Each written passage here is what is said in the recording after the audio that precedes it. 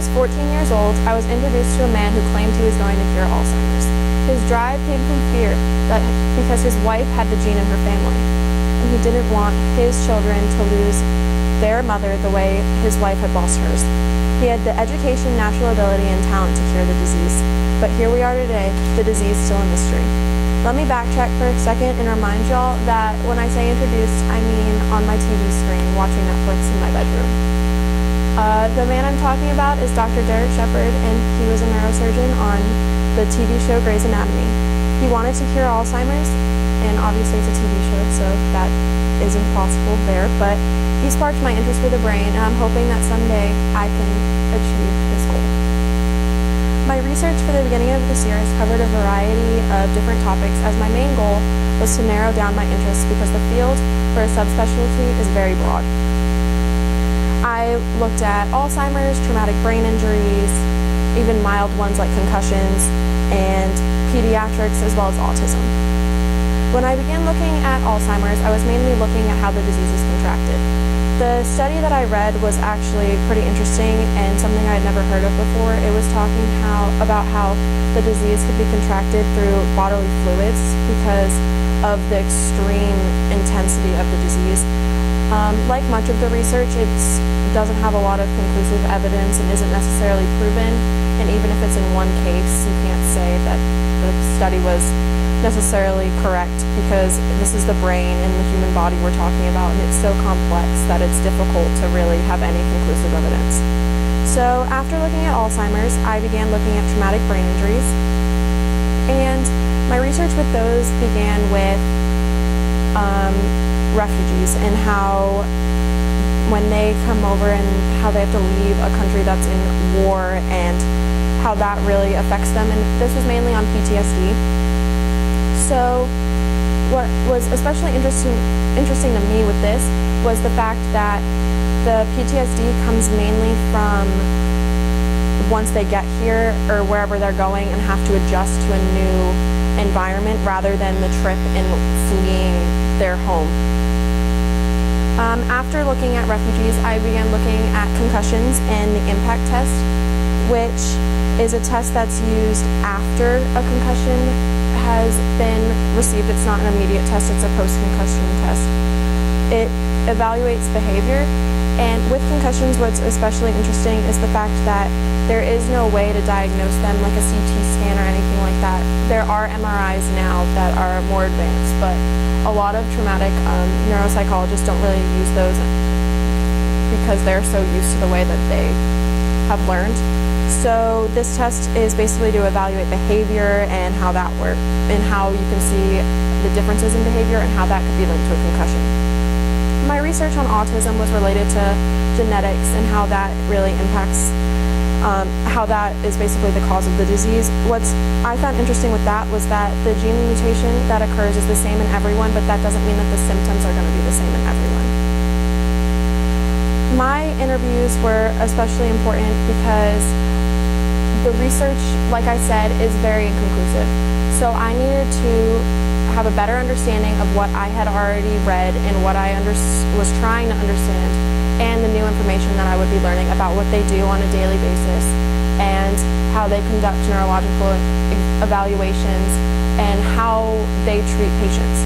What I found with my first interview, Dr. Dixon, is that the patients that he has are normally referred to him by neurologists, and he sees them just for a neurological examination and to evaluate their behavior and what's going on and try to give the diagnosis back to the neurologist, and then they take care of the treatment, or he refers them to someone else to take care of them.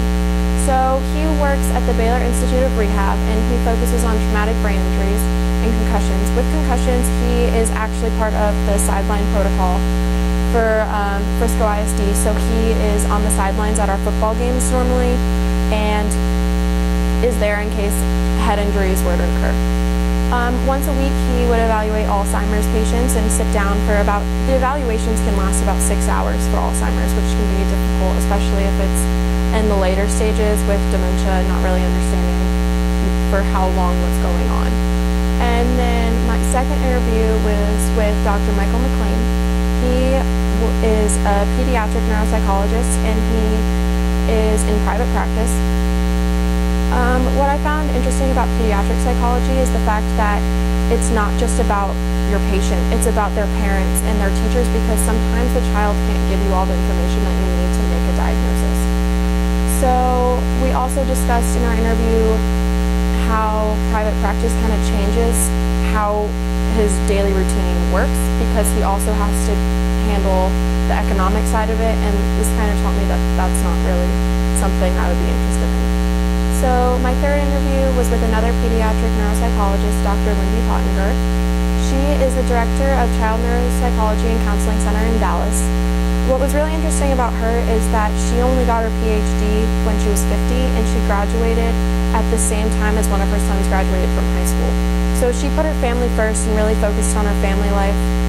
She was a single mom, and she was the only one that could take care of her sons. But it kind of showed me that if you have the passion for something, no matter what age you begin, you can still work in that career and enjoy the time that you do get to have. My fourth interview was with Dr. Kiera Bison. She works at Baylor Rehab and Trauma Center. She is a traumatic neuropsychologist, but she's also board certified in rehabilitation psychology. This means that she does see repeat patients.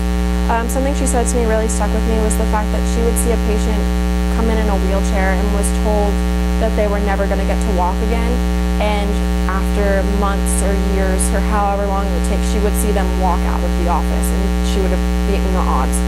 So it was really interesting how I met her, actually. I was on the sidelines taking pictures for yearbook at one of our football games, and she was helping Dr. Dixon out with his concussion protocol. So she was there, and I saw that she was Baylor Rehab, and I knew what the project was, so I went up and talked to her and scheduled an interview.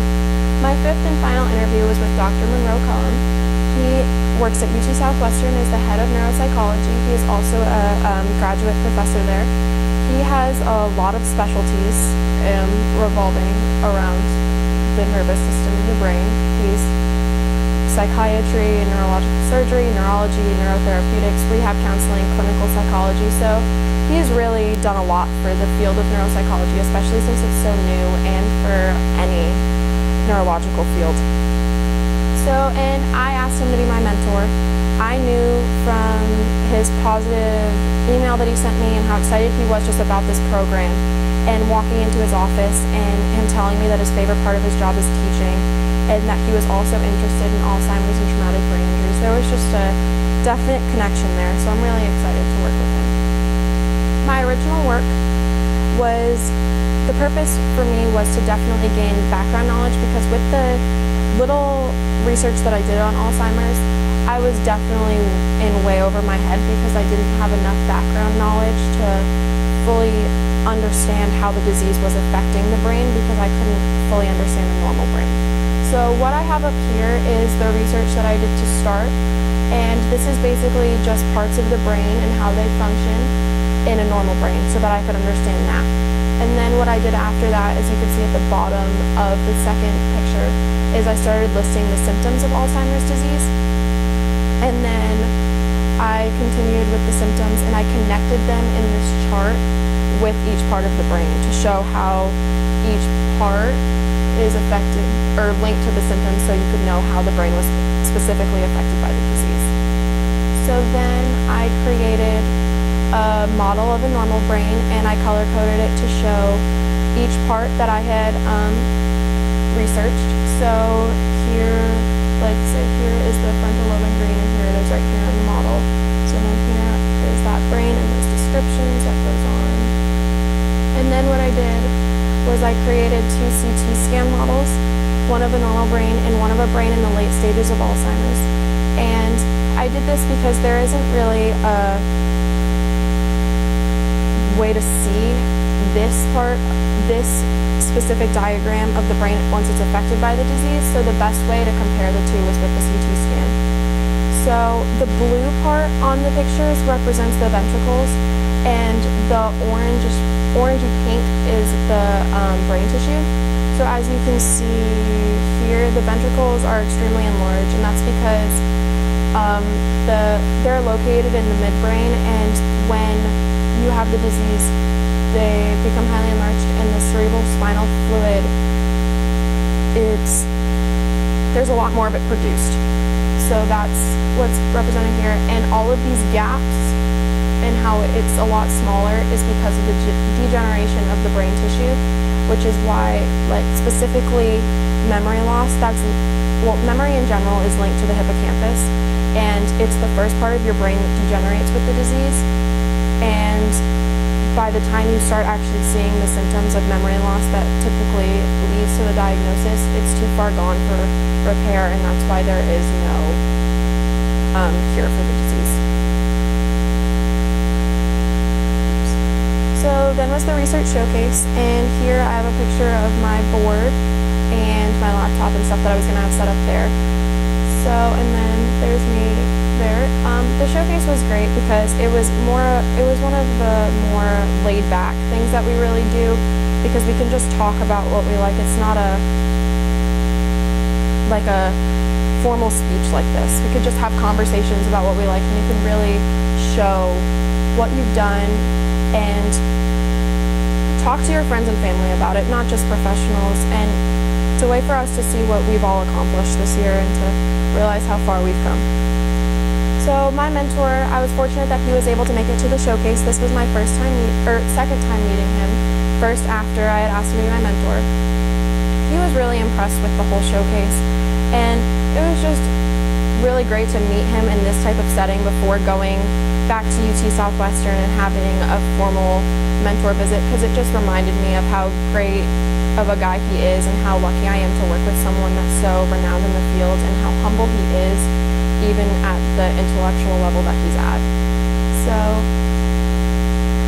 my first mentor experience with him was the day after the showcase, and we basically talked about what we were going to do, because our mentorship is a little bit different, because he has to handle a lot of administrative things, and so he figured for me to get a full understanding of the field and how a neuropsychologist operates, I would need to talk with other people as well. So he offered to have me talk to neuropsychologists that he works with, as well as his graduate students. So we were discussing that at our mentor visit, and when we sat down, he immediately said, "Do you have a research project at the end of this?" And I was like, "Yeah, we have our final product." And he was like, "Great, because I have an idea." So he recommended for me to create a poster based on any specific data set that I am interested in. He knew that from the showcase that I was interested in Alzheimer's, so he recommended either how sleep patterns differ with the disease or the genetics of it, which once he said that, I was like, yes, this is what I want to do, because I've talked to so many friends and family members about how the idea of having that gene or watching a family member go through it is it's heartbreaking, and it just kind of ruins your outlook on life. So we discussed that, and he also said that I would be working with his graduate students on the poster, because that's something that they do a lot, that's their main project, is to create those posters. So this brings me to my quote, because this whole process is definitely something that has brought me out of my comfort zone. You've all heard me say I don't like public speaking, and this isn't something I'm comfortable with, and going into interviews, that's not something I've never done before.